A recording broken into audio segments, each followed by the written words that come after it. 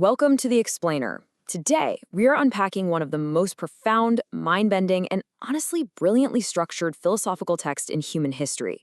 We're talking about the Mahaprajnaparamita Sastra, or the Treatise on the Great Perfection of Wisdom. Attributed to the ancient sage Nagarjuna, this text doesn't just ask you to look at the world a little differently. No, it asks you to completely dismantle your fundamental understanding of reality itself. We're going to explore its absolute most radical premise, the concept of total, absolute emptiness. And trust me, by the time we wrap up today, the way you look at your own limits might be completely transformed. To see just how wild this text really is, just listen to what Subhuti, one of the Buddha's chief disciples, says to an assembly of deities. He says, I say the Buddha way is like an illusion, like a dream. I say nirvana is also like an illusion. I mean, for a master teacher to just casually declare that the supreme state of enlightenment is basically a mirage, that is staggering. Okay, let's dive into this, because I know exactly what you're thinking right now. If the ultimate goal, if enlightenment itself is just an illusion, then what on earth is actually real? Are we just floating in some meaningless void? Is it all just total nihilism? It's a massive, dizzying paradox. Actually, even the deities listening to Subhuti in the text were struggling to grasp it. But don't worry, the text provides a brilliant logical framework to guide us through all this confusion.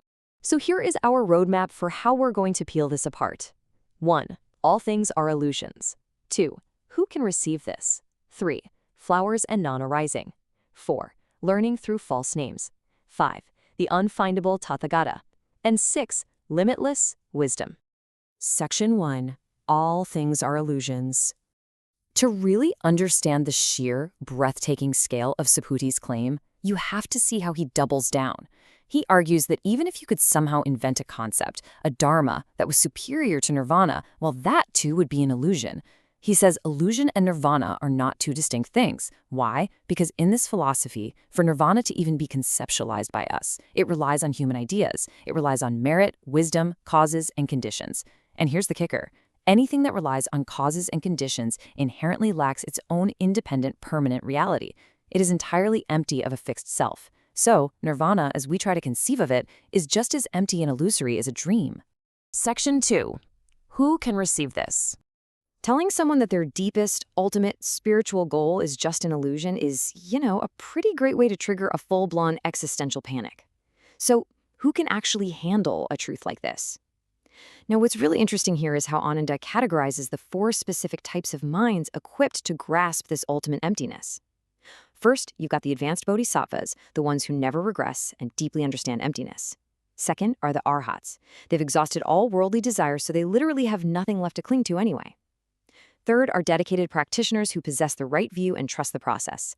And fourth, good students who have planted good roots and follow wise teachers. Basically, if you aren't clinging desperately to preconceived notions of reality, you won't shatter when those notions get dismantled. Section 3. Flowers and non-arising. To illustrate all this, the text uses this stunning visual metaphor where the heavenly deity Indra rains down magical flowers on the assembly.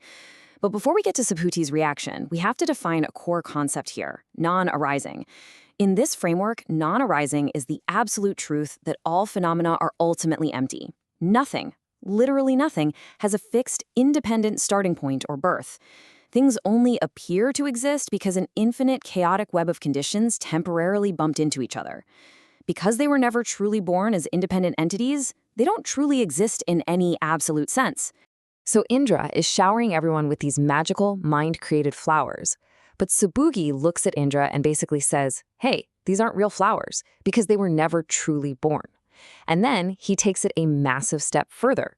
He says it's not just the magical flowers. Ordinary physical flowers aren't truly born either. Form, feeling, human consciousness, every piece of reality shares this exact same non-arising nature. If nothing independently arises, nothing independently exists. Your physical body, the thoughts in your head, the literal chair you're sitting on right now, they are all essentially just magical flowers raining from the sky. Section 4. Learning through false names. Now, if you're feeling totally unmoored right now, good. The Explainer is doing its job. But seriously, if absolutely nothing exists in an absolute sense, how on earth do we learn? How do we even communicate? Well, this brilliantly illustrates the solution. Think of it as a contrast. On one side, we have adding and subtracting. Adding is our human default mode. We look at forms, we get super attached, and we pile our desires and labels onto them as if they're permanent. Subtracting is the opposite trap. That's trying to forcefully destroy or reject the physical world to find some hidden emptiness, which honestly just leads to dark nihilism. But the Bodhisattva's method is completely different. Not adding and not subtracting. They use false names, conventional language, concepts, everyday objects to function and learn. But they never get trapped into believing those names represent absolute permanent reality. It brings us to this beautiful central paradox in the text. The Bodhisattva actually learns by not learning. They engage with the teachings, they practice deep compassion, they navigate the physical world, but they do the whole thing with this constant underlying recognition that form is empty. Because there's no absolute rigid form to be grasped, there's absolutely nothing to stubbornly cling to. It's like you play the game of reality, knowing full well it's just a game. Section 5. The unfindable Tathagata. Now that we know how to navigate the illusion, we've got to tackle the most sacred concept in the text, the complete dismantling of the Buddha himself. The deity Indra is clearly struggling to put all this together, and he asks a super challenging, direct question. He essentially asks, look, if everything is an illusion, where exactly do we find the Tathagata? Where do we find the Buddha? Where does the supreme power even come from if he isn't real? And the text breaks down the answer with this brutal, airtight logic. Think about it. If you want to find the Buddha, where do you look? Well, he can't be found within the 5 aggregates, things like form and feeling, because those are constantly changing and the true Buddha is entirely beyond impermanence. But he also can't be found completely outside or apart from the aggregates. If he were totally outside them, he wouldn't be able to perceive or speak or interact with us in any way. And lastly, he can't simply possess the aggregates, like a guy wearing a winter coat, because that implies a separate, permanent self. So the crucial point is this. The Tathagata, the true Buddha, is ultimately unfindable. You literally cannot locate him in any physical or mental component. The text boldly states that the true nature of the Buddha neither combines with phenomena, nor does it scatter away from them. It exists purely as true emptiness. It's perfectly equivalent to the ultimate emptiness of all things. The Buddha isn't some magical being sitting up on a cloud. The Buddha is the very nature of the empty reality you are experiencing right at this exact moment. Section 6. Limitless, boundless wisdom.